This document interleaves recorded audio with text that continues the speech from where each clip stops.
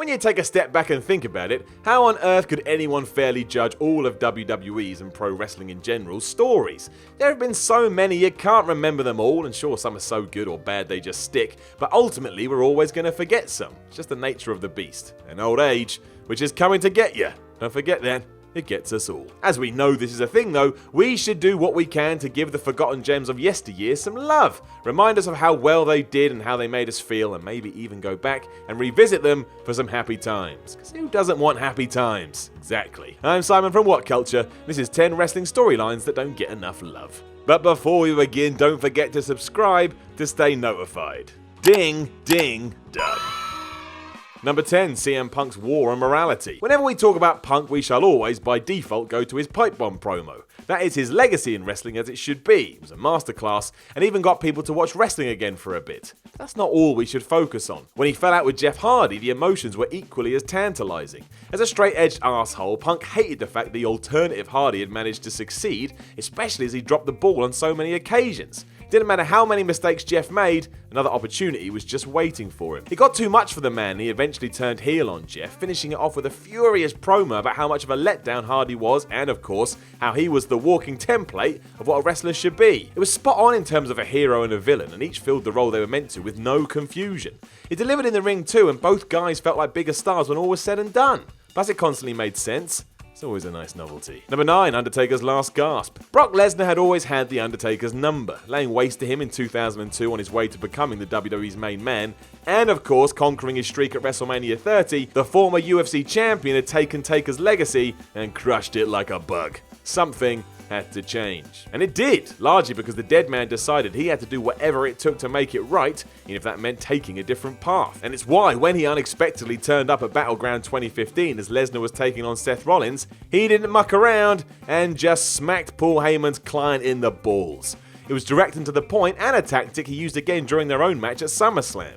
In an almost act of desperation, it showed how much Taker had fallen, how this was a must-not-lose situation for him. He couldn't be shown up by Brock again, and no matter what, he had to stop that. No one really ever mentions this aspect of it all, which is just nuts, as it was some excellent work by Mark Calloway.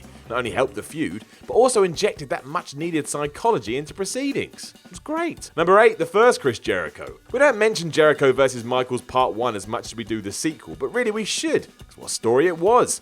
Jericho had already fired the first shot by taking Christian's place in the 2003 Royal Rumble, and then bloodying Shawn with a chair.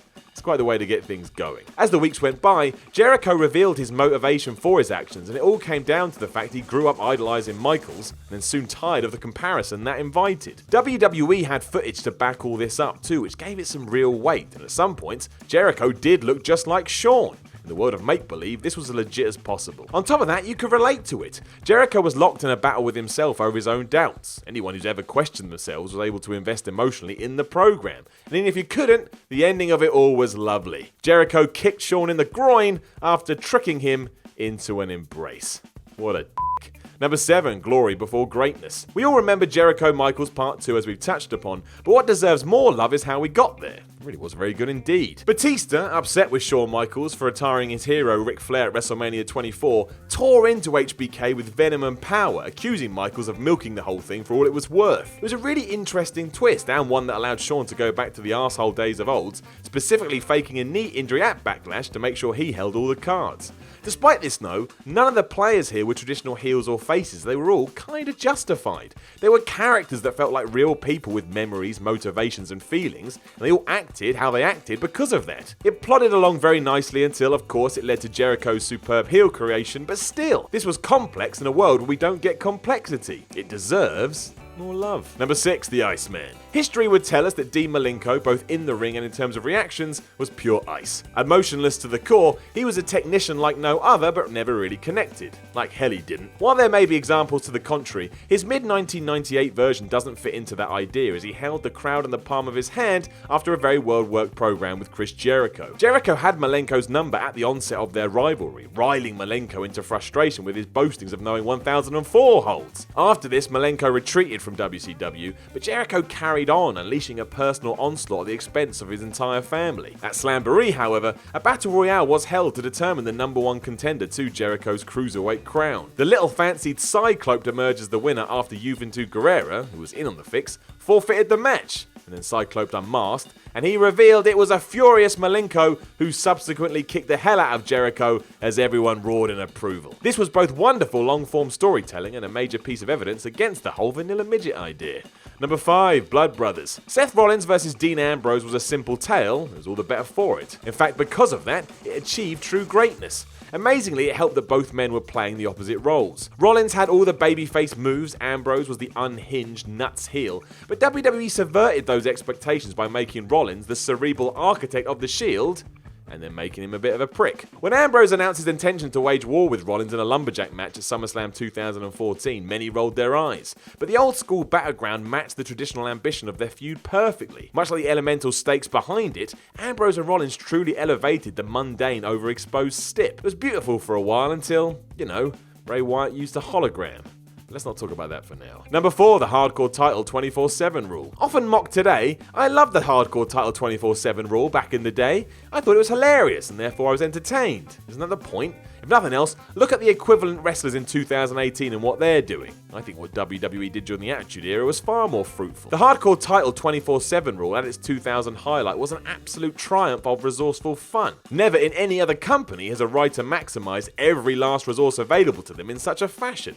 And to his credit, this is what Vince Russo did very well. Every fringe player was suddenly provided a reason to exist, as at any time they could just decide they wanted the hardcore belt. Day, night, morning, evening, didn't matter. Ivory attempted to capture it under the pretense of giving champion Crash Holly a massage. The Headbangers terrorized poor Crash in an indoor amusement arcade, and Crash couldn't even sleep for challengers creeping quietly into his hotel room. WWE TV in the year 2000 was unbeatable, and this storyline had a lot to do with it. Number 3, we're going to need a montage. Everyone loves a montage. They just work when done well and can turn you from a zero into a hero. Everyone wants that, as did The Rock and Brock Lesnar as they went into their SummerSlam 2002 match. Understanding the task that lay ahead of him, the Great One got serious, as did the young up-and-comer, and all this was shown thanks to the power of montages. Highlighting both champion and challenger, The Rock was always a man of effortless cool. He sold himself as if he did not need to break a sweat to achieve greatness. It simply oozed out of him. Meanwhile, Lesnar was conquering jobbers and greats alike with an unprecedented ease.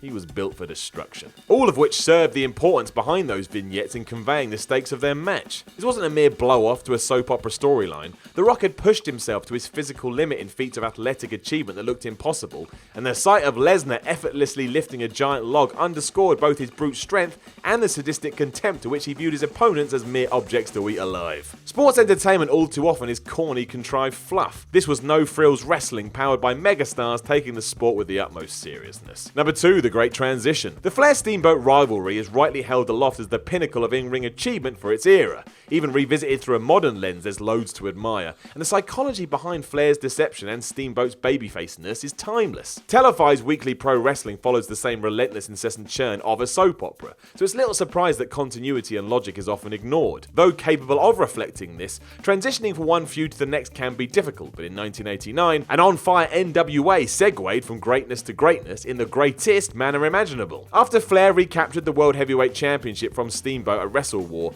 Terry Funk, one of the 3 judges dispatched to settle the rivalry in the event of a 1-hour draw, attempted to backdoor his way into title contention. Flair was having none of it. Incensed, Funk battered Flair when he could not barter with him, circumventing the rules by breaking them outright before, in a shocking moment, pile-driving him onto the judge's table. That table then was as powerful as a saw would be now. This was the ultimate transgression and the ultimate transition, and it all made sense. Number 1, She Was Mine First. The program between Ric Flair and Randy Savage was something atypical of the WWF for its era, predating advances in technology and challenging the real-life foibles of its larger-than-life players. This felt as personal for the fans as it did for its protagonists. In order to burrow his way into Savage's fragile mind, Flair attempted to exploit his paranoia by, as was later revealed, fabricating an affair with his wife Elizabeth. Savage was notoriously protective over her in real life, and it was obvious that was more than true. Needed to look at the man. Flair doctored images of himself and Liz enjoying poolside dates and champagne breakfast, taunting Savage with his boast of unbeatable sexual prowess and disgustingly referring to Elizabeth as damaged goods. This wasn't merely your favourite wrestler's wife Flair had shamed. This was Miss Elizabeth, the beautiful, innocent, gentle first crush she was to many femininity idealised, and here was Flair casually tossing her aside like last year's car model. He was begging for a reckoning, which Savage delivered in a classic match at WrestleMania 8. Textured with comedy, Mr. Perfect was a riot throughout. This program was phenomenal, and that's why it's number 1 here. Hi guys, I'm Adam Wilborn from What Culture, and if you're a fan of what you've just seen, then make sure you subscribe to What Culture Wrestling on either iTunes, Spotify, or wherever you get your podcasts for daily wrestling podcasts, where we not only review Monday Night Raw and SmackDown Live, we also discuss the events before and after of pay-per-views. We have roundtable discussions discussing burning wrestling issues, interviews, and a roundup of the week, complete with a bloody good quiz, of course, on wrestle culture. Thanks for watching. I've been Adam from What Culture, and I'll see you soon.